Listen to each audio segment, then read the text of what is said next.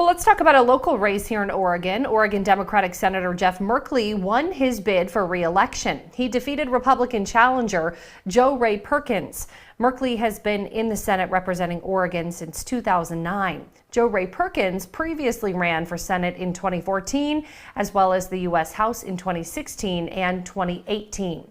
Now, I talked with Senator Merkley today about what he would like to see happen in order to help Oregonians impacted so greatly by the COVID pandemic.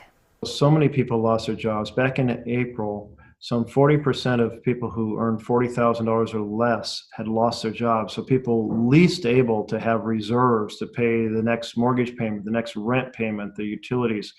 Restoring the jobs is a big deal. We need to pass an act like the HEROES Act that was passed by the House 5 months ago, that continues to provide bonus unemployment benefits to get people through COVID, allows them to pay their basic expenses. So kind of sustaining the economy from the foundation up, from the worker up, not from Wall Street down.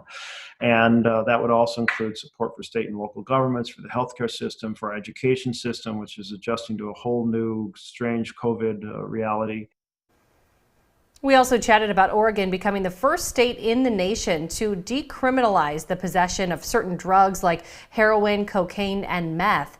Measure 110 will provide statewide addiction and recovery services, and marijuana taxes will pay for part of it. The measure reclassifies the possession of specific drugs and reduces the penalties. So here's what the senator said about it.